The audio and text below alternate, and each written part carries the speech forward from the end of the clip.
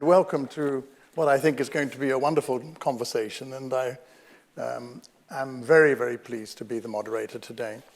I wanted very briefly to introduce each of the speakers in turn, if I may. And so just working from left to right, Dixon here. Dixon Chibanda, founder and current CEO of the Friendship Bench, a low-intensity psychological intervention based on principles of cognitive behavior therapy, delivered by trained community grandmothers. In his capacity as a CEO of Friendship Bench, he has led the replication and scale-up of the program in Zimbabwe and across a number of countries. And in 2022, over 90,000 people in Zimbabwe alone received therapy on a wooden park bench from 2,000 trained community grandmothers. What a story.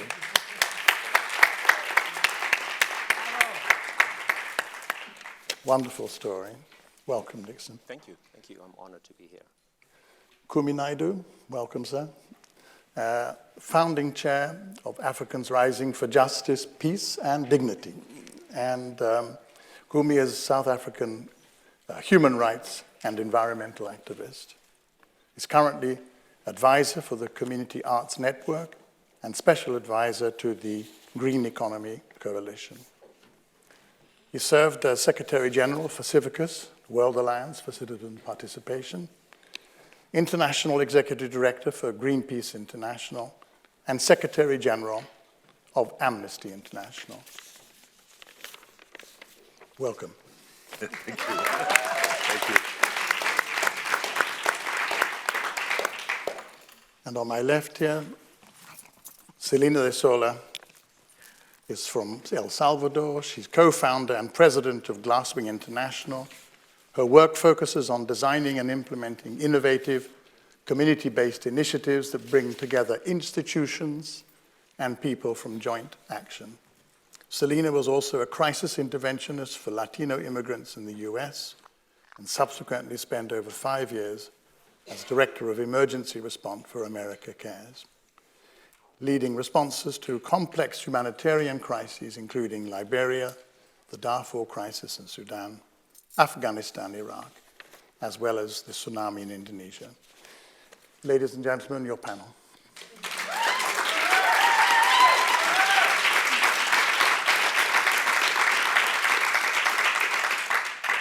So let's plunge in, shall we?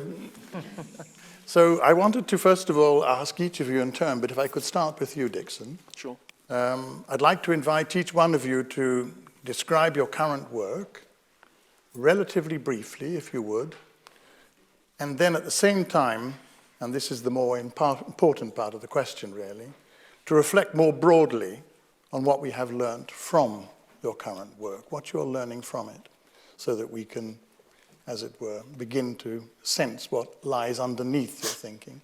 Sure. Great. Thanks. Great question. Lots of learnings, but I'll focus on one. But firstly, just to give an overview, as you heard, at Friendship Bench, I, as the CEO and founder, I oversee at the moment our scale strategy, which, in a nutshell, involves training community grandmothers in the basics of cognitive behavioral therapy, which is a form of talk therapy, and allocating the grandmothers a wooden park bench in their communities, and then facilitating referrals to those wooden park benches through the primary healthcare system, through schools, police stations, you name it, and other existing non-governmental organizations, and really providing therapy usually at most 6 sessions, and after that inviting folks to join support groups within their communities where they then collectively within these groups problem solve around issues that the communities are facing. Mm-hmm. The work that we do is really rooted in rigorous research. We have well over 100 peer-reviewed scientific publications, and our most seminal publication is a cluster randomized controlled trial which shows that these community grandmothers, are actually a lot more efficient at alleviating symptoms of depression than psychiatrists and community mental health nurses. So what have I learned from this work? One of the most important lessons that I learned actually during the formative years of Friendship Bench about leadership is the importance of being comfortable with being vulnerable as a leader. Very, very often when you're in the leadership space, you're expected to be strong all the time. But actually, I've learned from these grandmothers by interacting with them that vulnerability is a strength, because when we are vulnerable, we open up opportunities to problem solve in the most amazing, phenomenal ways. So I would say the first lesson for leadership: learn to embrace your own vulnerability, because it will take you further. I'll stop there. Thank you. Well, Kumi and I knew that you'd make a good start, so that was great. So, Kumi, could we direct the same question to you? Tell us a little bit about what you're up to right now, and then what your learning is from that. Okay, most of the people in the audience here know me will say, why is Kumi Naidoo sitting on a panel about wellness and resilience? Because his life actually says a very different story. And I want to acknowledge it. I'm not the poster boy for how to live. I'm in a process of learning, and that process it started actually really after, can I just go back before I go forward? Yeah. So when I was at Amnesty, I was offered the Secretary General position for Amnesty in December 2017. The next day I was offered, my sister was diagnosed with the brain cancer. And 1 month later, she passed. And my sister when my mom committed suicide when I was 15, my sister was 19 and I was 15. So my sister's death was like dealing with my mother's death all over again. Yeah. So in May, just before I start the job, I get told that 2 of who would have been my future colleagues at Amnesty had taken their lives. One in the office of Amnesty, blaming a toxic culture and so on. So but all of this was happening, but when my sister passed, it never occurred to me to stop and say, am I healthy enough to take this job after that, So then I go into the job and I have to deal with suicide, which has been part of my narrative when I was 15. Yeah. So it was really difficult, and eventually my blood pressure spiked to a level where I was being told that if I didn't stop, that I would either have a stroke or die. Yeah. But the only thing that made the difference is the lesson that you concluded with. It took somebody who understood how my brain had been wired over 40 years of activism to actually say to me like this: Kumi, you are being politically irresponsible. You are one of the few people from the Global South who's got the networks and access and knowledge that you have. If you continue trying to, and the person I will quote, I won't say who it is, the person said, if you are going to put all your energies trying to make one structurally racist NGO much better, that is not what the best choice is. You need to go back, recalibrate, and try and, do things in a different way. So I made the bravest decision I made was resigning my position at Amnesty. And then since then, I've been in a very big learning process. I've taught myself to breathe. I never knew there was such a thing as breathing. No, honestly. Did you say breathing or breeding? Breathing I knew about. No, somebody said to me, you need to go on a breathing workshop. I said, what do you mean there's breathing workshops? So I've been on a very steep learning curve, from trying to do meditation, yoga, but mostly making time for family, friends, and so on. And I'll just conclude with what I'm doing now, which is I'm really focusing on using arts and culture as a mean to advance justice, but also to advance wellness. Brilliant. Right? And sadly, and part of the therapy that I should say, and I recommend to many of you in this audience, for me, one of the lessons I learned is the power of writing, right? Making the time to write. Not the boring policy stuff that most of us write, but, and so I brought out a book in November called Letters to My Mother, The Making of a Troublemaker. And had I not done that book, I would not have been in a position to deal with the most recent tragedy that hit me when my son committed suicide a year ago. And so most of my work now is setting up a foundation called the Ricky Rick Foundation for the Promotion of Artivism. I should tell you that in the month after the trauma of his departure, one of the people I reached out to, I didn't know Dixon at all, but Louise and I reached out to him and said, we are so traumatized, but we believe we must turn this tragedy into something positive. And so just, Ricky was one of the most popular musicians in the country, loved by young people. And so that's mainly the work that I'm doing now, trying to build a foundation that will deal with mental health in South Africa, but to do it in a way that's intersectionally connected with all the injustices that our people face, given the betrayal, sadly, of Nelson Mandela's movement, which I was part of as a young person. So we have a terrible state of a collapse of governance, and in that context, arts, culture, and addressing mental health through that way is where I'm putting my focus right now. Thank you. Thank you very much.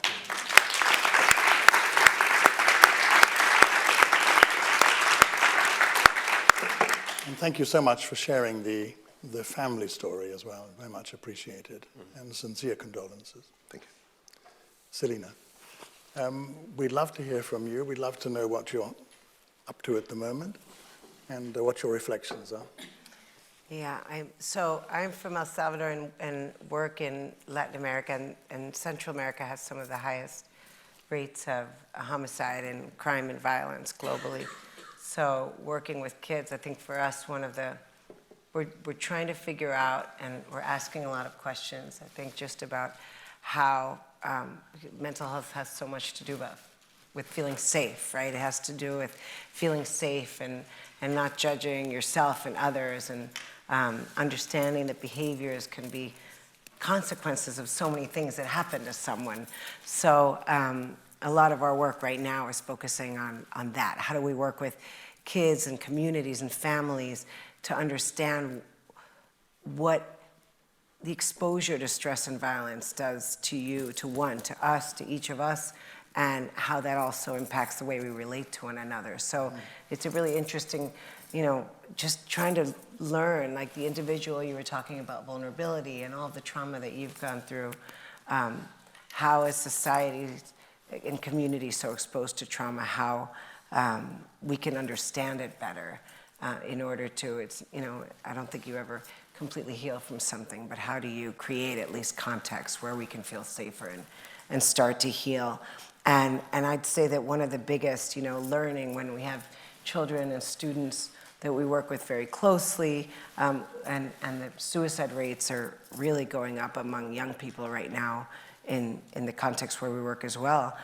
And something that I think both professionally and personally keeps coming up is that I think it's taking me a while to get to the place where you say, you can actually hold, and in hearing you speak too, and both of you, Dixon, because I've been following both your work, how do you hold despair and hope at the same time? And that it is, even though it seems like it's sometimes not possible, that's something that I'm still, I think, learning about, but I'm seeing it so much and feeling it, and that you can hold both. We can hold both. So Celina, let me just make sure we got that right. So how can we hold despair and hope at the same time? Is that how you put it? It is. Yeah. It's a very moving thought, isn't it, when you think about it? So, ladies and gentlemen, we have already got in the panel, just in the first round of questions and discussion, we've got a real sense of the preparedness of our team today to be vulnerable with us, and I think that's a great privilege, and I want to thank you all very much for that, for making a start. I wanted also to make sure that we welcomed everybody who was listening to us online, and I'd like to now move to a slightly separate question which wraps these two things together in a way, I suspect. It's about values. When I was thinking about this talk that we were all going to do, I wrote the following: do your values, your sincere beliefs, drive you to greater work, to greater industry, and paradoxically away from family and friends? Or do they keep you steadfast and grounded? Can we think about this proposition a little? After all, social entrepreneurs are generally known for their industry. At times they are known for their overwork. At times they are known to overwork others, sometimes in blatant contradiction of their stated values. Where do you sit with this, ladies and gentlemen? How do you balance your ambition and drive, which inevitably all three of you must have, with your need to look after yourselves and those around you? So would you mind sharing some of your inner values, please? Perhaps one would do.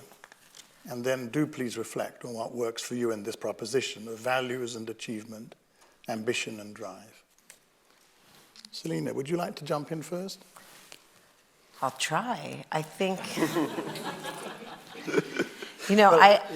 It's only a question of trying. It is. I feel like the overwork and so one of the values that is most important to me personally is integrity. Integrity, and I feel very lucky to be able to work in what I do. I'm actually married to, we're co-founders and spouses with my husband. So my life, personal life and work life are absolutely intertwined in so many ways. So I don't even know what it means when people ask about balance, and I don't care when people are like, how do you do work-life balance? I'm like, I don't know. It's the same, for me it's like it's the same thing. If what you do is what you love, and then you happen to be married to someone who loves the same kind of work. That being said, I think overwork and overworking others is a problem, because it does go against other values that are important to me, like respect and compassion. And so definitely, like you said earlier, I'm definitely not a poster child for any of that. But it's like holding things that are seemingly opposed at the same time. And I think you have like that fire and that sense of urgency that drives you to just not stop. And that sometimes does push against breathing, right? I don't really know what that is either. But I'm learning too. And I think, and then, and family and friends that do call you out. In your case, you almost died from it, right? And I think it's figuring out where to take those really pay attention to the red flags. And I think I consider myself definitely a work in progress, barely starting in terms of understanding where to put the limits on those things. But I also, I have a 12-year-old, but even before I had my son, you have people and family and friends and what you see that fuel it. So for me, it's like the justice issue. Even before I had my own kids, it was a fire, like it's just in you. So I have a hard time reconciling those things because my world is so intertwined, and I don't mind that it, I'm sure drives me to, in some cases, have to just sacrifice things that are also important to me. And so do you find that sometimes that mission, that fire, and I'm so glad I didn't write work-life balance. You've been like, I don't know, Chris. No, I'm so glad I didn't write it. But do you find that that sense of mission, that fire in the belly, sometimes drives your staff harder than you intend? I would say it probably does pretty often. And luckily, because they're my friends, I think you end up working with people who you love, and they'll remind me. But I think that, it's something I need to work on.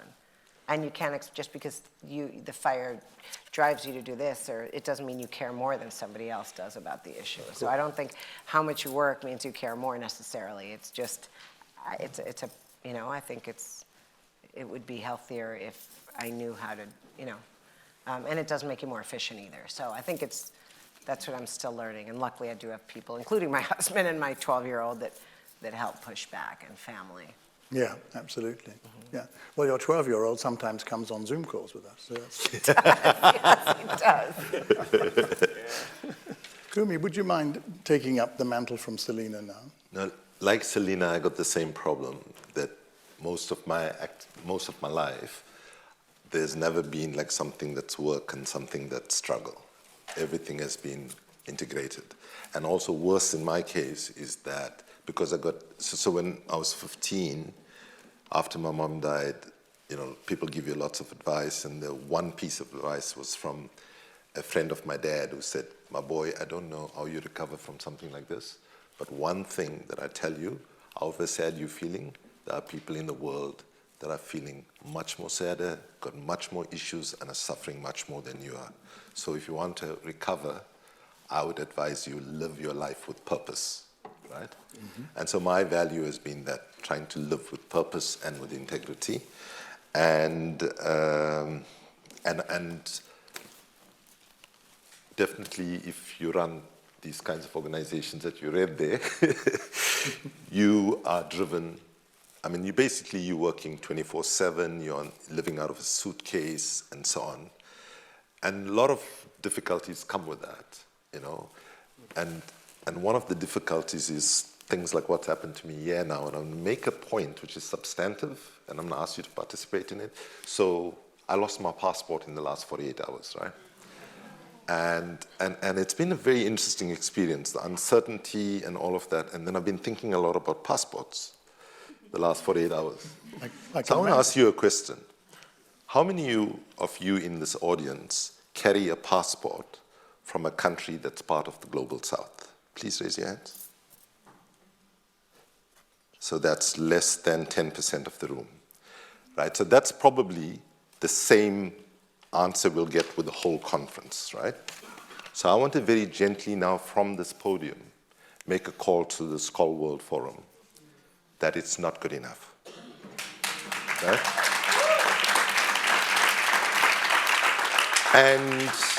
And we need to understand that's also traumatizing for those of us who come from the Global South, right?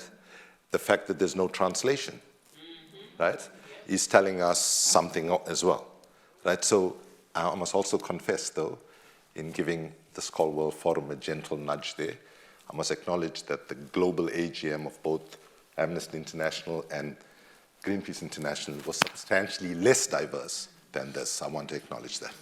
Okay, but what part of my value is saying the uncomfortable things, right? That's been my role, because I've been in so many audiences, in meetings where I'm often the only person from the Global South, and the burden is terrible, right? It's awful, and you are often patronized, you are lectured to, even by people who say they share all the same values that you share, right?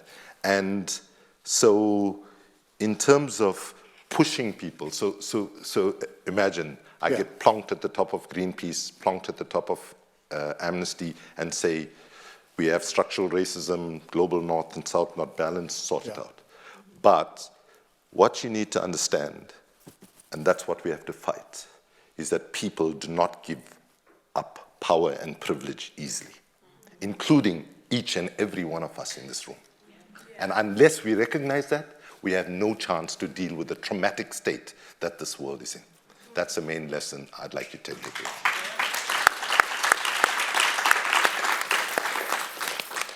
Kumi, thank you.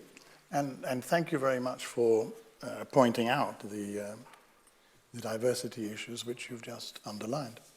But let's come back to this question of your values and the way in which you behave with your staff, if and when they are available to you, and the way in which you either attempt to motivate, on the one hand, or through the fire, which you clearly have, sometimes drive them, quote unquote, too hard.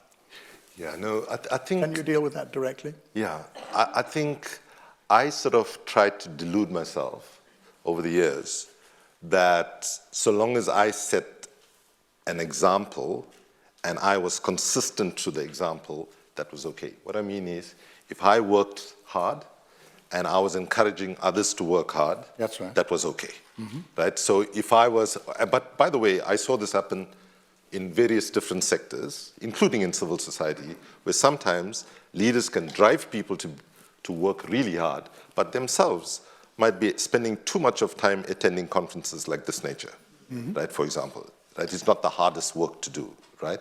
And what you find is leadership usually are taking softer things sometimes. So I thought that it was okay, but I was setting a bad example, right? And so I was not modeling taking care of yourself as much as I should be doing. So, and that was a consequence of an agenda that was 24/7. You know, quite often you had no time to think, right? And in my case, I had a team, because I was in senior leadership positions, I had like 6 people supporting me. And quite often, to be honest, a lot of the time, those 6 people are telling you, go here, go there, do this, do that, right? You know, I mean, they're managing your schedule. But it's up to me to say, hey, hang on a minute, I can't be in 8 countries in 1 month. You know, it was up to me to say that. But I was like, okay, yeah, we'll make that happen. Yes, I'll take. So part of what we need to do, I think, in the leadership that I didn't do, is recognize the immense limitations we have in terms of a 24-hour day, but then also recognize that we do have immense power to do a lot of things if we can plan and execute much better than one does. But most importantly, I'll just end with this. The one thing I tried to do, not always successfully, was to try to model happiness. And so many people, I was looking at Mabel, who was a close friend from many years back. I'm sure, Mabel, many things I said about my personal life, you're a bit shocked to hear today, you know, the full things. There are other people here. So basically, what we do quite often, when you're in the leadership, you're under a pressure to show false non-vulnerability. You know what I mean? And in my sense, I'll be honest with you, I didn't feel I was vulnerable. I just thought I was normal. And all I had done was push all the one layer of trauma after the other. And Down again, yeah. Thanks, Kumi. Dixon, so let's come back to the question of your how you work as a man, as a person, your inner values. Yeah, that's... And how it plays out. Yeah, values are very important, you know, because values define your purpose in life, you know, and purpose is really that sort of intuitive pull towards that greater conviction of what your life is all about. And, you know, at Friendship Bench, I have deliberately instilled some of my own personal values in the organization. The values of Friendship Bench, when you go to our website, are empathy, connectedness, anchored in research. And empathy, particularly expressed empathy, which is the ability to make people feel respected and understood, is critical.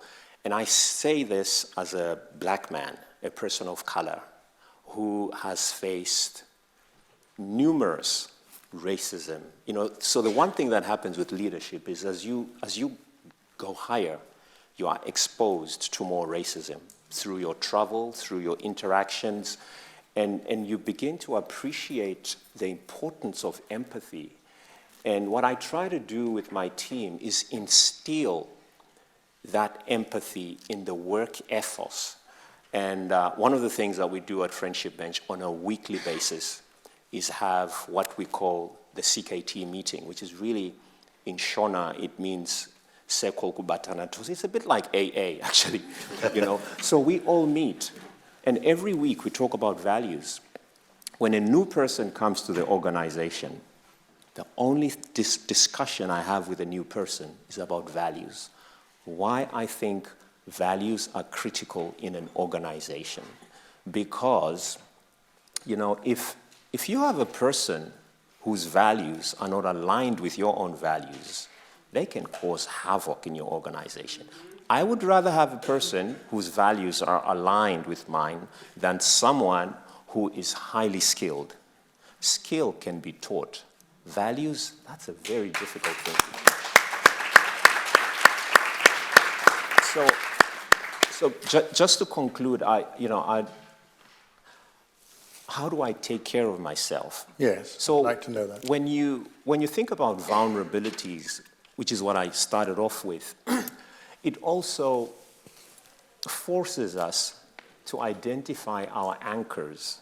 Because if you're going to be vulnerable, you have to know what your anchors are.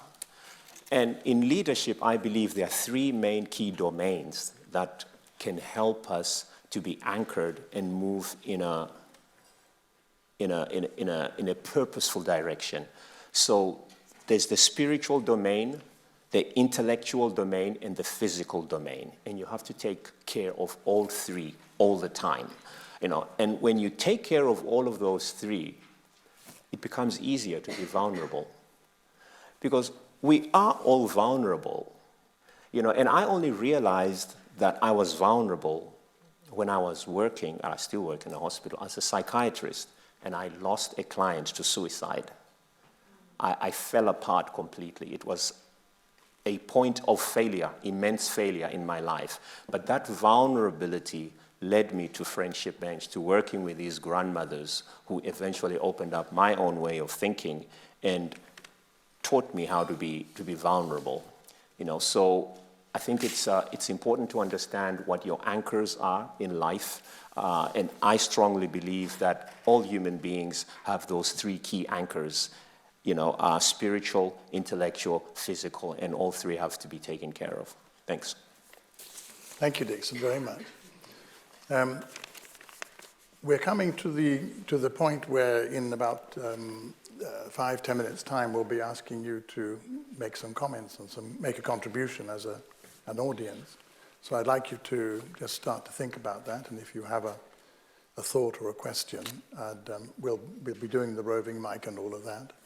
But let me just come back to a point that I wanted to ask all three of you. I mean, the fact of the matter is, and we who are observing you as a panel and have the privilege to be with you today, we see you as leaders.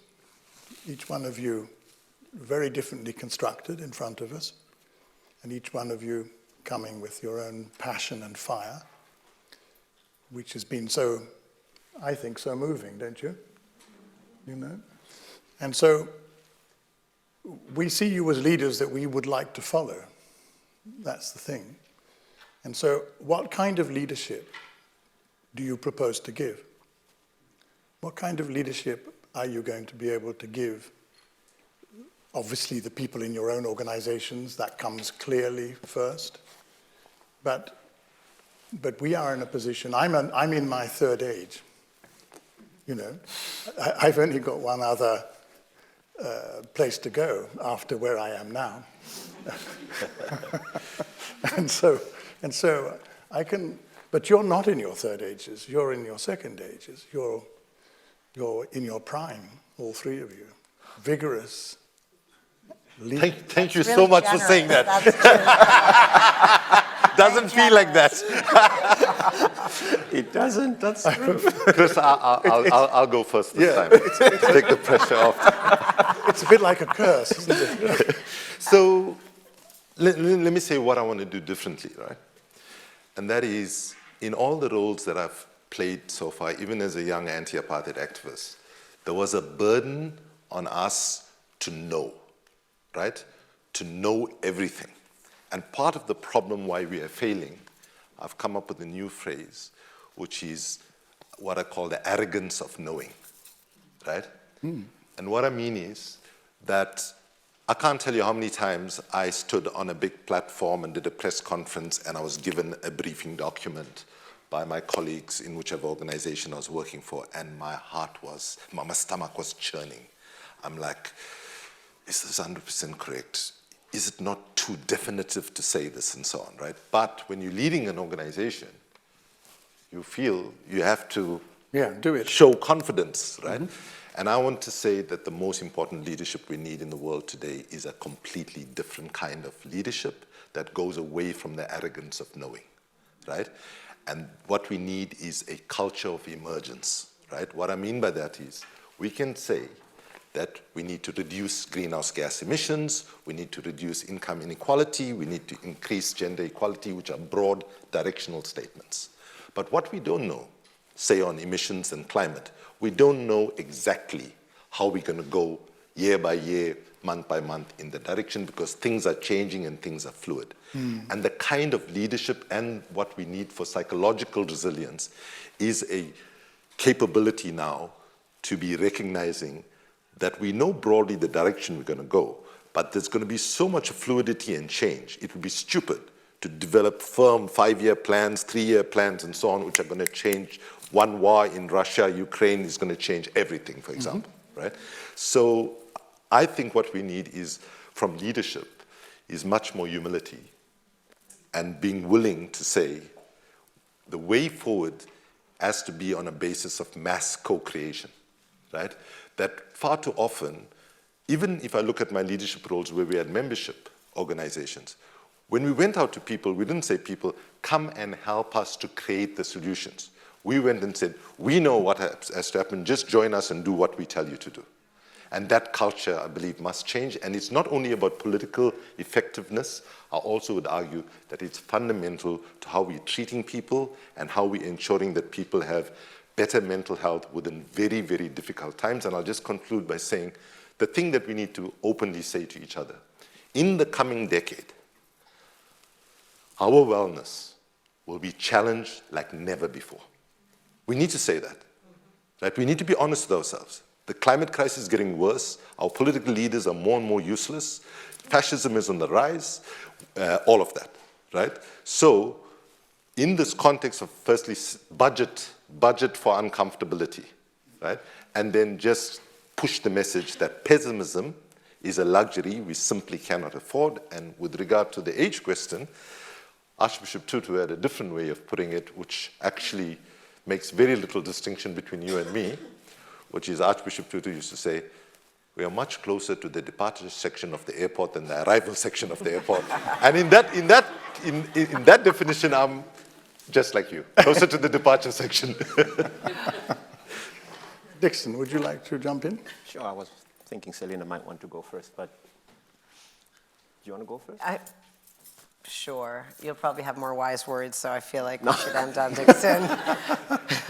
I will start by saying that the next time a funder asks me for a 5-year strategic plan, I'm going to say we need a culture of emergence. Yes. Right? And that we have no idea. So I wrote that down, and I'm going to say, if you don't know what that is, call Kumi, because, yeah. You can blame him. I think, question of leadership, I think that, to me, it's something really interesting, because I think you can be born into, it's so arbitrary, the conditions that you're born into, and I feel like you can be born into a life where you have access to so many opportunities, and it's arbitrary. So leadership, at least in my case, I think is in large part a product of circumstance and access to opportunity, right? And so, and because of that, and because there's so much unrealized potential in the world because of inequity and lack of social justice. So that being said, I actually really think that so much about leadership is also, and it kind of goes along with what you're saying in some ways, is to really get out of the way. And I think that even if you really want to do that, sometimes you can't, because Dixon, we just called you and we're like, can you please be on this panel? Like you're always, you're like asking the same people to be involved. And so I think it's a challenge, I think, with leadership, even if you do want to get out of the way, we have to, I just want to be purposeful personally, because I can only speak from my perspective about really being more proactive about getting out of the way and pushing towards more collective leadership, because I agree there's no way we're going to address so many of these challenges. So I always, that leadership question to me is like, there is a lot of circumstance, and you're not born into a situation where you can access opportunities, it is really way too hard, right? To be able to be in a position of leadership in a way that is to the huge detriment of people and planet. So. Thank you, Celina. Just to let you know, Celina and I are working at the moment on a conference to take place at the end of May. And we said, oh, let's ask Dixon at some point. And so we asked Dixon whether he'd be on the panel. And then Dixon said, and this is a very good example of different, Dixon said, no, I want one of my young people to be on the panel. So that's rather it just happens to be the case, but it falls rather neatly into the discussion. So I'll reveal it. Dixon, could we come to you now? Yeah, sure. I mean, This is about leadership and where you're taking us. So I think, as I indicated, and obviously, this may sound like a repetition, for me over the years I've realized that leadership is about instilling the skills that enable people to be more empathic. Because leadership without empathy takes us nowhere. And so, really focusing on making people understand the importance of reflecting respect and understanding when they interact with one another, regardless of race, creed, nationality. And I think that is what leadership is all about. And this is what I'm constantly trying to instill in my team. If there's one thing you want to take away from Friendship Bench as a member of our team, it's empathy. Everything else comes secondary to that. And so that's my journey. I really believe that through empathy we can achieve a lot more as leaders. And so the more we have leaders who are empathic, the more we can collectively change the world. Thank you.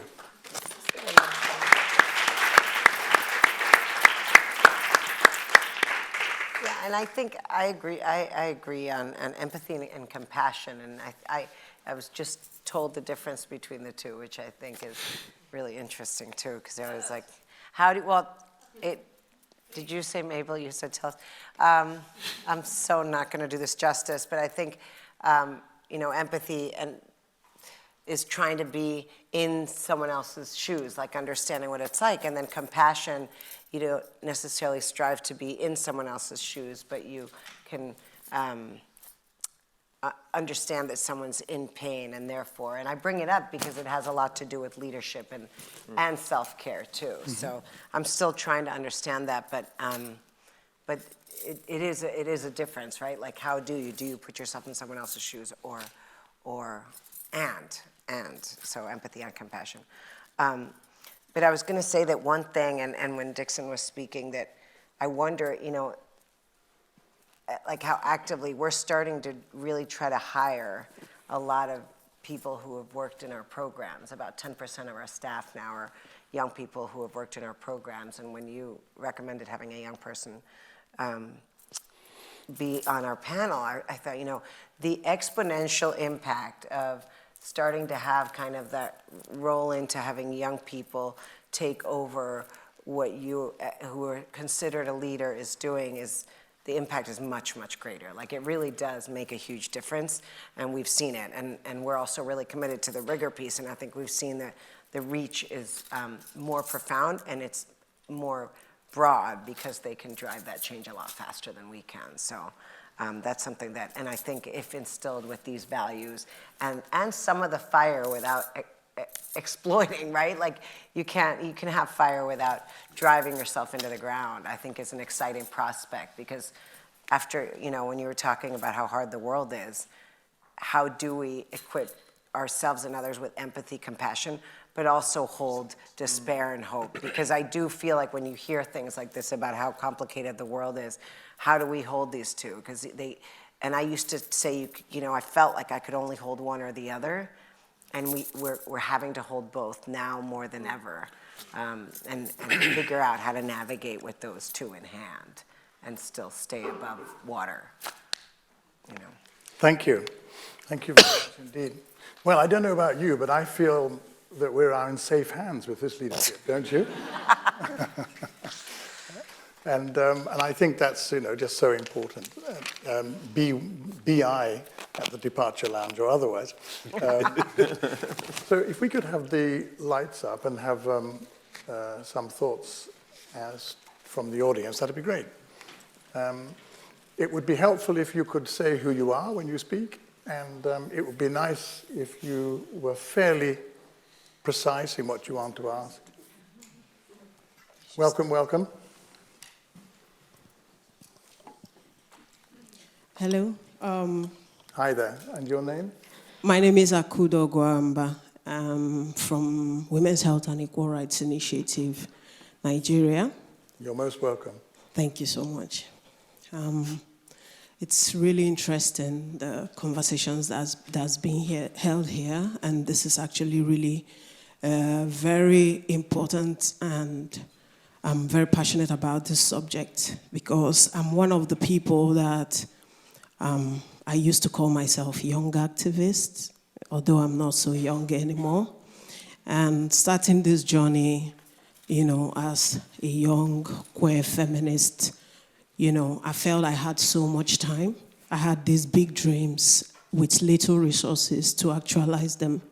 So year in, year out, you're pushing. You receive $10,000, and then receive 5. And so you have to apply for many proposals to be able to actualize maybe 10% of your dream.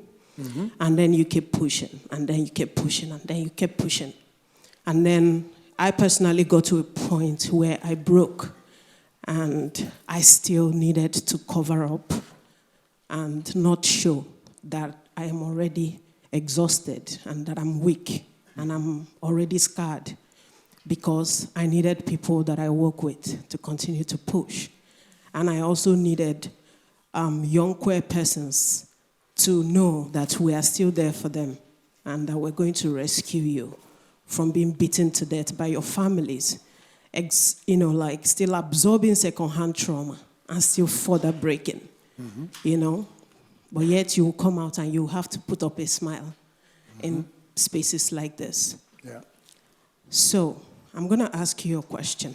Thank you. And the question is exactly the topic of this conversation. How do you, leaders on this panel, or maybe in this space, how do you manage this? How do you stay sane? How do you keep pushing? How do you stay? You've said so much about having purpose and being driven. How are you still able to do that in this chaotic world with the limited resources and even time? We don't have time. How do you do that and you still remain sane? And then trickle down.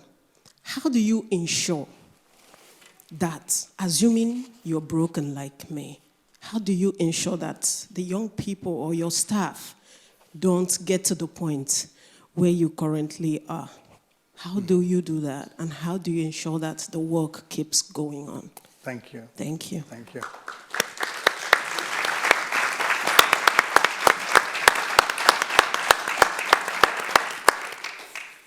That was a very powerful question, and I very much appreciate it from you, and thank you so much for asking it. How do you keep sane? Basically, how do you keep... So I draw on a resource, and I'll share it with you because maybe this will be helpful. So I've been drawing on a wisdom from Martin Luther King. Speaking when I was 4 months old, he said, "My friends, as I come to the end of my speech, I want to note in the field of modern child psychology, there's a very dominant term called maladjusted. Now, all of us want to be well-adjusted and not suffer from schizophrenia or other mental illnesses.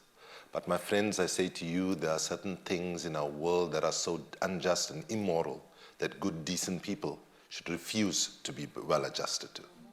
Then he goes on to say, "I never intend to adjust myself to racial prejudice, religious bigotry, and on the economy, very important for this conference," he said, "I never intend to adjust myself to economic conditions that will take necessities from the many to give luxuries to the few when millions of God's children are smothering in an airtight cage of poverty in an affluent society." Now, if that was relevant to the United States in 1965 when I was 4 months old, that is 1,000 times more relevant, not only to the United States, but everywhere. And in a longer version of the speech, and this is how I keep my sanity, in a longer version, he says, I now call upon decent men and women around the world to come together to set up a new international organization that was never formed, called the International Association for the Advancement of Creative Maladjustment. So I am very comfortable being creatively maladjusted, right? Because basically to many people in the world, some of us are insane, right? Because we say crazy things. We say things against the status quo. We say that we need to stop using oil, coal, and gas if we're going to save our people. And people think, how is that? A lot of people have been socialized into thinking that's impossible. So, and with young people, I mean, I think what Dixon did in a very good small example with your panel is exactly what we need to be doing more and more, right? Creating more space, more voice, and also, you know, recognizing that our generation, let me just speak for my generation now, because there might be some difference of interpretations here. But my generation must take responsibility for the mess that we are in, and maybe previous generations as well. And why would we think the solutions of the mess that we are in are going to come from the same generations that made it in the first place? Exactly. And you know, as my daughter said to me once when she was little, when I said, darling, based on my experience, you shouldn't do that. She said, Dad, the problem with your generation is you're contaminated by bad experience and you're constantly push that bad experience on us, right? And so I think we need to give young people much, much more space and recognize that actually, you know, we must be honest with ourselves. My generation has failed. We tried. But we need substantially new thinking. The thinking that's in the place right now is all incremental tinkering, rearranging the deck chairs on the Titanic while humanity sinks. That's all you're going to get from my generation.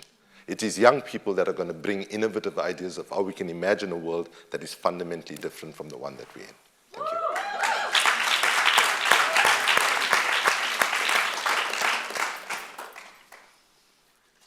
So the question was? Yeah. No, I remember the question. Sorry. How do you keep It saying? landed like a big rock. You know what? I don't have an answer. Honestly, I don't have an answer for you. You know, I wrote down creative maladjustment, I think. And some days I think it's just you feel broken and you can't. And I think... And that's okay. It's okay. Yeah. I think it's okay, and I think what Dixon said earlier about vulnerability, I don't know. I really don't know. Yeah, I mean, I totally agree. You know, what I personally do, you know, when shit hits the fan, as they say, which is often, I fall back on my anchors. So it's critical as a leader to understand what your supporting anchors are. Mm-hmm. I talked about the spiritual, intellectual, and the physical. And depending on what challenge I'm facing, I'll fall back on one of those three immediately. Oftentimes, you know, last year we lost a lot of money, you know, as an organization. And obviously as a CEO, it's my responsibility. When I heard the news, the first thing I did was go out for a very, very long run. You know, that's my coping strategy. After the run, I sat down, reflected, what has gone wrong? Who do I need to talk to? Who are my supporting pillars? Which funders that work with Friendship Bench know me and understand me, you know, from every aspect of the organization? So again, part of dealing with problems is understanding who really knows you. You know, and you know, most of us are supported by different funders, and different funders look for different things. So understanding which funder truly knows you, which funder makes you comfortable to feel vulnerable is also very important, because some funders will not be comfortable for you to show your vulnerability. So understand who's in which space, but ultimately dealing with any challenge requires that we build our resources before the challenges occur. And it's all about understanding your purpose and understanding those pillars that define you as a person, the things that you fall back on, spiritual, intellectual, physical. Thanks. So be ready is what you're saying in a way. You can never be ready, but you can have some resources to fall back on. Exactly. Welcome, madam. Thank you. Are you hearing me? Yeah? Okay. So my name is Graciela Celina. I'm from Brazil. Welcome. I've been supporting social justice leaders for a while, for some years. And I've heard from many of them that leadership sometimes is a huge trap of which they cannot get rid because they will betray someone or their communities or their constituencies. And that keeps me thinking, I'm still exploring that, and that's my question to you. My curiosity today is when we talk about leadership and change makers, is it time for us to move beyond leadership as an identity or a role, or change maker as your way of being in the world, your place in the world, and start to think about leadership as a state in flow that you can just pass along, you can play a role, and you can deliver so that you don't get burned out, you don't feel trapped, you don't get sick, you have time for yourself. Is this leadership or this idea of the leader still serving you and us? This is my question. It's a great question. Thank you very much. Yes. I mean, I think this could be a bigger panel. We have a lot of people, I think, in the audience. Yeah, no, we are in a good... I do. I think that's a great question, and I think I agree with you. I think that is important. But just going back to what I said earlier, I also think that circumstance puts people in positions to be able to access opportunities, funding, all kinds of things. So how to balance that. And I think part of the responsibility, if you are able to be in a position of leadership because the universe of social justice favored you, you have even more responsibility to get out of the way. And to get out of the way and be more in that flow state. And I think I agree with what you said, and I think that I believe that collective action and collective change is a much more effective strategy for change. I don't think there's any other way to do it. I'd just like to support that fully and maybe say it a bit more brutally. I think the current notions of leadership are badly flawed. And it's not a surprise that I should say that. All we have to do is look at the state of the world, and then we know that it's badly flawed. It's not a mystery. So we need completely radical ways of thinking, and I'll just quickly give you one source that I draw from, which is, there's a book actually called Spider versus the Starfish, The Unstoppable Power of Leaderless Organizations, right? And if you look at all the major change processes and resistance to injustice that we've seen since, say, 2008, all of them have not been coming from traditional philanthropy or coming from traditional NGOs, including the most well-known international brands that suck up a lot of the oxygen and leave very little space for smaller organizations to be able to. Because you think, what have been the big things? It was first the Arab Spring, right? Then it was Indignados, Occupy movement in different countries, fees must fall. In Nigeria, enough is enough, and all of these movements. These movements showed a different kind of leadership, right? Like if I take the Arab resistance to injustice that we saw in 2010, people prided themselves. We use Facebook to organize it. We use Twitter to tell people where to go, when to go, and so on. And we use YouTube to tell the whole world what we did. And that was so decentralized. Now, I don't want to romanticize it and say everything about that was perfect. But the notion that, and if I can speak to my sister from Nigeria, the sad reality is, if we are going to deliver to our people justice, and we, for Africa, the chances of us surviving are shrinking, as you know, right, from the climate impact. And by the time the rest of the world wakes up, we might be much smaller in reality, right? But if you think about how we change things, philanthropy is not going to solve it for us, right? Philanthropy is also deeply structurally racist. We all know that. We know that the money comes from the very same system that created the problem of climate change, right? That's how they got the money. And you know when we said 10% of the people here come from the global south, but 90% of the, but when you look at who created nuclear weapons, climate change, dependency on fossil fuels, all the systems that we have, it's all been created in the global north. So I say to you, part of our challenge is to also realize that the scale of participation that we need, most of us are not going to be in paid jobs to do that. Right? That's just the reality, right? And so we need a completely new way of thinking. We need to start scrapping all these titles that we have, which mean nothing. We need to be evolving more collective ways of leadership, but also to just be bold enough to say, it doesn't matter, we don't know what kind of leadership exactly we need moving forward, but let us at least have the courage to say what we have at the present is fundamentally and colossally broken. And let's co-create that together moving forward. Thank you.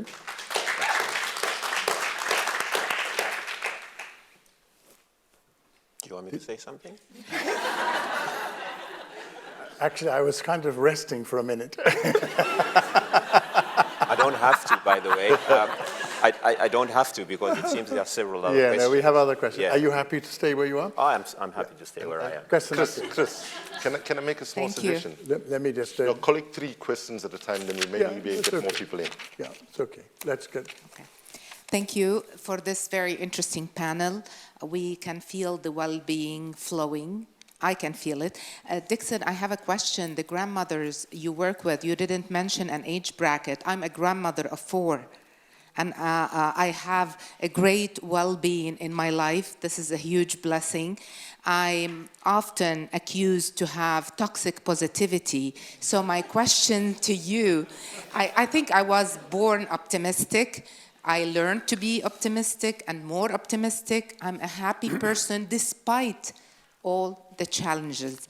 If I say this, many of you might think my life has been really easy. It hasn't. I got married at the age of 16. I went with a husband who was a stranger to me to live on the other side of the planet. I do come from Lebanon, and I didn't say my name, sorry. I'm Jackie Malouf from Beirut, Lebanon, the founder of the National Diabetes Organization, and nowadays the vice president of the International Diabetes Federation. And I do think the physical health is strongly, very strongly united to the well-being. When we do the support group with young people living with type 1 diabetes, we really think that if they feel the well-being, this is half the treatment. Insulin can do the rest. So I have a couple comments other than the question, the serious question about, do you really believe there is such thing as toxic positivity? And I want to thank you for making the call to action to Skoll. After thanking for this wonderful, amazing forum, yes, we need more people from the MENA region, my region, from all the global south. We need to hear those voices, and I'm sure we will hear a lot if we give them the chance. And also, I want to say that we all want the change. When I coach my young change makers or wannabe change makers, I often tell them the quote from Gandhi: be the change you want to see in the world. Don't wait for the change to happen. Don't wait for me to tell you what to do. Just start with the change, even at a micro scale, and it will happen. So thank you again for this wonderful panel and everything you've shared with us. Thank you. Thank you, Jackie. Dixon, do you want to address this matter of toxic positivity? Sure. Yeah, so your first question was about the age of the grandmothers. You know, the last time we looked at the mean age of, you know, at the moment we have just over 2,000 grandmothers. The last time we checked, it was 76 was the mean age, standard deviation of 5.5 years. Coming on to toxic positivity, you know, I'm a psychiatrist, and when you use the term toxic positivity, you know, the closest thing that comes to a psychiatrist is a manic episode, you know, according to the DSM-5, in which case we should be thinking of putting you on lithium carbonate, a mood stabilizer. But actually there is. I don't believe there's anything such as toxic positivity. If you are positive, you are positive. That cannot be toxic. It's good for you. You know, I think it's really good for you. I don't remember what else you wanted me to respond to. I think. Well, you've done quite well. I'll stop there. Thank you, Jackie, for the question. Another question, please. Yes. Hello. I have a mic here. Is it okay? I don't know. It's not. Is it working? Okay. Sorry. Welcome. Okay, so is it okay if I ask a question? Okay, thank you. We'll have you, madam, and then we'll have you at the back, okay? I'd like to thank the speakers. My name is Filiz. I come from Istanbul. My late father was a psychiatrist. Can you hold the mic a little closer to your mouth? My name is Filiz. I come from Istanbul, Turkey, and my late father was a psychiatrist, and he would have a saying for me often, daughter, to know and not to act is not to know. And so picking up on Kumi's point about knowing and your different points about acting, I would like to ask Dixon, how do you teach empathy? We know what it is. We can feel it when we feel it. According to some, you can't teach it. It just is part of character. So when you said that you're teaching empathy, I wanted to know about the skills and how you help people adopt that. Thank you. That's a good question. Great. I can quickly answer that. Yes. Right. So the first step of teaching empathy is creating space for people to share their stories, right?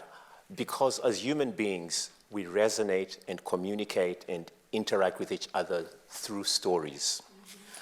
If you ask the grandma, and this is not knowledge coming from me, it's something that I've observed from the grandmothers over the years. You know, when you ask the grandmothers what it is they do on the friendship bench, they will say, we create space for people to share their stories. And through the story sharing or storytelling, we then communicate at a higher level. And when you ask them what that higher level is, they say it's making people feel respected and understood. So if you want a very simple way of measuring empathy, the questions you ask yourself is the person feeling understood? Do they feel respected? If the answer to both of those is yes, you're moving in the right direction. So in a very simple way, that is what creating empathy is all about. It's really creating that space for people to share their stories. Did you want to comment? I'm good. You're good? Celina? I'm good. Thank you for the question. Question right at the back. Hi, my name is Beth Chitekwebiti. I'm with Slum Dwellers International. In the interest of being vulnerable, Dixon was my psychiatrist 13 years ago when I had depression. We have to meet in Oxford. Yes. Of all places. And one thing that I learned from my own experience is just how stigmatized depression or any mental health problem is in our society. I'm Zimbabwean, but I think this is an African problem, perhaps. And then I get to my question.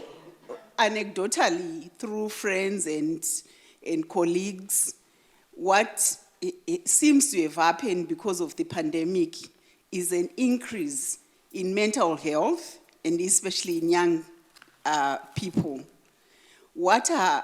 And I totally agree with Kumi. our generation doesn't seem to have solutions. But I feel almost like there's a pandemic of mental health in young people at the present moment that is going unnoticed and unresolved. What does the panel think we can do? These are the next leaders that we are looking to help solve the mess that we created. Thank you. Thanks for the question. So that's an interesting question in a way. Where do you lie on that, Celina? I mean, I definitely agree that I think there is a pandemic, and even the research is showing. But on the other hand, I also think that there's more language now to be able to say how you're feeling. So it's become more normalized. I think there's stigma in so many parts of the world around mental health. So, you know, I believe the isolation and what we've been told by young people, the isolation during the pandemic, the exposure to violence, it has really aggravated the situation. But again, the more we can have a language around it and have the words, even just having the words for how we feel is really important. So, you know, it's almost like the pandemic also allowed us to speak about something that was already there and that we couldn't speak about. That being said, the statistics around, at least in Latin America, around suicide are definitely higher. It could be that in the hospitals, instead of putting intoxication, they're ticking the suicide box. So sometimes it's a data question also. And then I'll also say that the fact that we're talking about it more also offers an opportunity for more people to be involved in addressing mental health and healing and resilience and empathy. So I think and I think Friendship Bench, I think, has been an example for so many of us in the field that that mental health isn't something that always has to be clinical, and that healing and connection between people is an incredible source of transformation. So that means that each of us in this room can be part of someone else's healing, our own and someone else's healing. So it's a long-winded answer, so I'm sorry that I said all that. But I think I do believe it's gotten worse, but I also feel like we've started to understand more that mental health has to be contextualized. It can be driven locally in communities. I think indigenous populations have known this for so long, and we just are rediscovering this, you know. So I think there's a huge opportunity in this mental health crisis that we're seeing among young people. And for them, a lot of our students are involved in doing work with their peers around mental health too. So I'm really excited about seeing them really drive the creation of safe spaces that are respectful and leave room for a more communal sense of healing and resilience. Kumi, yeah, no, I'd support. If I may just come to you for a minute, I'd like to ask you to respond and respond to what Celina has said, but I want to be sensitive to the fact that you've shared with us your own family circumstances. So would you like to answer the question or be involved in the question, or would you prefer us to miss it? No, I'd like to take it at the level how Celina mentioned it and draw one particular thing that is... That's fine. Is as long as you're comfortable with it, yeah. Thank you, Chris, for that. But you see, I do think there's something unique about how people in leadership deal with challenges when they are confronted with it. Because I do think there is more limited space. There's a taboo. So I just want to thank my sister from Zimbabwe for actually starting the question that she did start it. Yes. Which is basically in our culture, to even say you're going for therapy or you're going for counseling is frowned upon. It means that you are conceding. Well, for some people, it means that you're conceding that you're mad. I mean, literally, in some of the cultural ways in which things have been constructed. So for us, I think it's also a question of changing the language and making the language be more culturally sensitive and so on, right? So even, you know, with all due respect, even the term well-being is a very northern kind of framing, right? And so part of breaking the taboo, I think, is about opening up those vulnerable conversations and saying how do different... The other thing I just want to say is, please don't have, I don't think we should have the conversation with homogeneity in it, right? What I mean by that is, the way this challenge, speaking for our context now in Africa, way it affects women, way it affects men, and men's ability to accept, to acknowledge when they've got problems is that probably as, you know, murmurings in other parts of the world as well. It's fairly universal. Right? And yeah, maybe I go back to one of the things that I really wanted to do in this week. Another thing not to underestimate is how these factors are different for people in the global south versus people in the global north, especially for people in this field of work. Because, for example, right now, every week, 4 environmental activists are getting killed. Every week, 4 environmental activists are getting killed. That's the average right now, right? And we know most of them are in the global south. The space for our activism is shrinking, right? The resources for the activism are shrinking and so on. So what I would just make an appeal is, as we seek for solutions, let's understand that there are going to be diversities in the solutions based on vastly different contextual realities. Thank you. Thank you very much. I could just add to that, in response to that issue. I think definitely we have an epidemic of mental health issues. It's largely because a lot of young people have lost hope. Yeah. And when you lose hope, you lose your sense of purpose in life. And when you lose your sense of purpose, you become vulnerable to the DSM-5 conditions, you know. And how do you deal with that? How do you instill hope, purpose in young people? Again, you know, it's all around empathy. It's all around creating space for people to actually share their stories in a genuine way. It's all around creating space for people to be vulnerable. And one thing that we're doing at Friendship Bench, we are encouraging what we call intergenerational connectedness, where the grandmothers and young people interact on these benches and actually share their stories. And it is showing some amazing results. And you know, some of these solutions actually don't require a lot of money. Mm-hmm. And it's just really creating spaces for people to be vulnerable. It's important, and a lot of young people in this, you know, modern day of, you know, of digital communication are not able to genuinely communicate their vulnerabilities. You know, in fact, all of us, it's difficult. Yeah. Celina's organization, Glasswing International, is having a conference on mental health on 30th and 31st of May. And I have the privilege of being able to support her in that. And we are, amongst many other practical topics, we are talking about intergenerational trauma, which I think is going to be very interesting as part of the overall. It's free and online, right? And it's free, and it's online, and it's online, exactly. Just look up Glasswing International, you'll find it there. We have a question in the front here, and then we're going to take one more after that. Thank you. Hi, my name is Jacka Blay. I'm with the Foundation for Black Communities in Canada. And thinking about health and well-being for Changemakers, I'm wondering about your thoughts on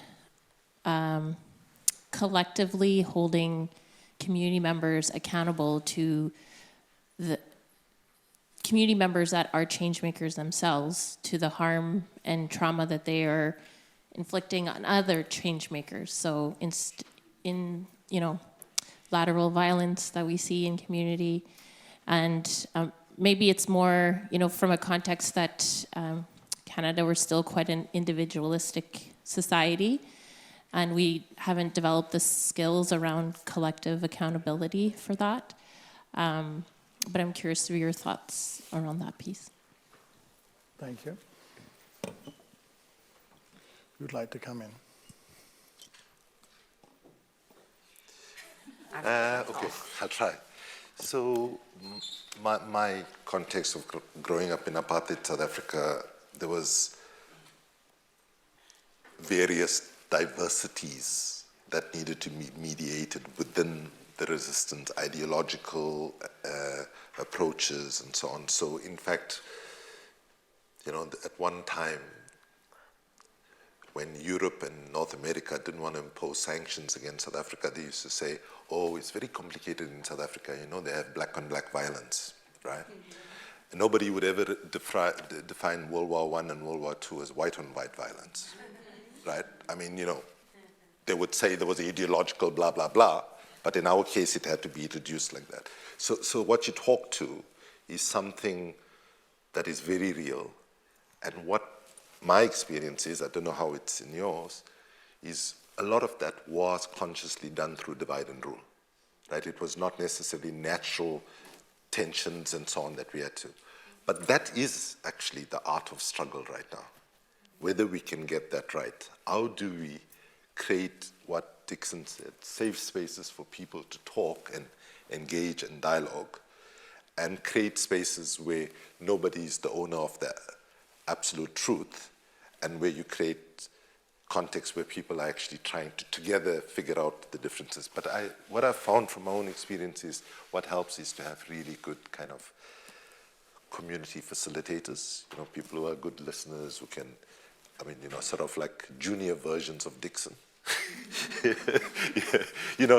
And these skills are not rocket science, actually. No, restorative practice. Yeah, they are restorative practices. It is about compassion and empathy. And even though it's not the easiest things to teach, there's always that in large quantities in any community if we are able to identify it. So that's how I've approached it. I don't know whether that answers your question at all. I hope it was helpful. Restorative practices might be something you want to look into, and there are tools, and it's really well developed for group dynamics. I know we've used that a lot. So take that offline in a minute when we finish this. When you talk about junior versions of Dixon, you're talking about people in the arrival lounge, aren't you? Exactly. We have one question at the top, and then I'll bring you in at the bottom, and then we'll finish. Yeah. Hello. My name is Mert. I am also from Turkey. Hi. Where are you from? Turkey. Yeah. And this question came from a kind of an earlier session in the morning around power. And yeah, we talk about the kind of work of training leaders for empathy, kind of enabling leaders to become more empathy. But how do we deal with people who doesn't have neurological capacity for empathy, right? Like some resources say 5, some other resources say 10% of our population are on the sociopathy spectrum. They're on the spectrum of antisocial personality disorder, and our kind of capitalist system works as a funneling mechanism, right? Like if you're on that spectrum, you kind of climb up higher in the system, and kind of the system we try to change. A lot of these humans in these conditions are in the power of these systems, right? So both as kind of like change makers, and it has a lot of emotional toll on the well-being of change makers dealing with sociopaths in this system. So I think my question is like, how do we deal individually with sociopaths in these systems, or also how do we address it systematically as well? Yeah. Thank you. Dixon, you want to give a brief answer to that? Yeah, sure, I can give a very brief answer. Firstly, when you look at the statistics around, the proportion of our global population of people who are sociopaths, it's very insignificant. The vast majority of people can be trained and taught empathy. The problem is we are not creating the environment to enable empathy to grow, to nurture empathy. So I don't believe it's about people not being able to do that. Neuroscience has studied the brain over the past 2 decades significantly. When you look at magnetic resonance imaging, where we look at the brain and how people respond when we interact with each other, we talk about mirror neurons, the ability to respond to empathic gestures, an empathic face is in every human being, and we all have that capacity, but we're not leveraging, the platforms or the skills that we need in order to make that grow at a larger level, And again, I'll go back to those 3 domains which I touched on, which I believe, help us to also nurture empathy, your spirituality, your intellectual and your physical component in your life, and understanding your anchors. And again, understanding that simplicity of expressed empathy, which is making people feel respected and understood. We all have the capacity to do that if we choose to do it. Thank you. Last question, sir. Thank you so much. Able to hear me? Thank you. Yes. My name is Bonaventure. I'm with Seed Global Health. Thank you so much, Celina, Dixon, and Kumi, for a very, very powerful and inspiring conversation. My question is about titrating courage with risk of challenging the status quo. We support a number of health workers, and recently a number of young people have been involved in challenging the status quo around safety, empowerment, remuneration of health workers. And unfortunately, this comes with a personal cost. People get excluded from conversations, they lose jobs. The future is sort of like at an individual level targeted. You may have been very lucky, Kumi, to be able to step aside from where you think you couldn't make a difference, and you're able to find an alternative space to thrive and sort of like advance the conversation. But this is a privilege that is not available to many, and ends up being a risk. So I'm just curious, are there any networks, resources, tactics that you sort of like would recommend for young people who don't have a fallback position, but really see an opportunity to challenge non-progressive practices around leadership? Thank you. Kumi, I guess this is one that you could speak on. Yeah, well, I'm going to give you a short story, right? I was on a panel at the World Economic Forum where somebody younger than you from Sri Lanka told, and the topic of the panel was the future of NGOs, right? And there was various people from the UN, from the various funding agencies, and there were two civil society people, the head of Human Rights Watch, Ken Roth, and myself. And this young woman took the mic and she said, I want to talk to you guys sitting there. And she said, when you all get in the positions, you all stay there, and you'll make it difficult for us to even actually access that. When you all got in the positions, you all were my age in some cases, and she knew some people, that she was referring to. And quite frankly, there's a real problem with the culture within civil society. Not only, some people like to think it's only an African problem, but it's a global problem, right? Where if we are saying to our leaders in government, it's not good enough for you, to be in power for more than 2 terms, and then when we start an NGO, we're running it for like 25 years, right? And reflecting the same culture, there is a problem, right? We have to be consistent in what we say. But I think you were also looking at what resources there are to help with it. Not much, I'm afraid, And this is where like organizations like Civicus World Alliance for Citizen Participation have some capability, and there are certain youth-focused programs globally that I think are worth looking at. But I would say that the way you frame the question probably means that you should be thinking about what the answer to that question is in terms of what needs to happen, because you've thought about it much deeply than I've thought about it. So I would encourage you to do that, and you can find me, and I'll be happy to help you post this conference with that. Thank you. Well, thank you. Thank you very much. Thanks for the question. Just in bringing this to an end, I just wanted to touch on one or two of the themes that have been present today in this very powerful panel, and one that I have enjoyed enormously, even in my rest periods.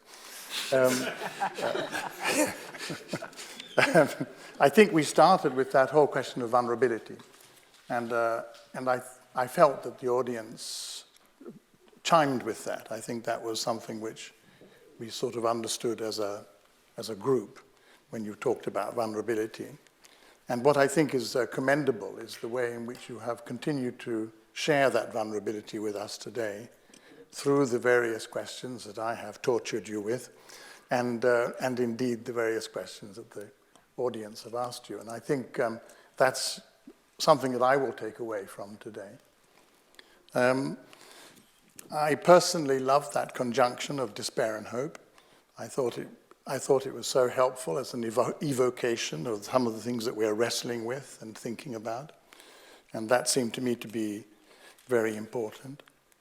I thought it was remarkable that in many ways our leaders here on the panel are not thinking very conventionally about how they manage their lives, if I may say.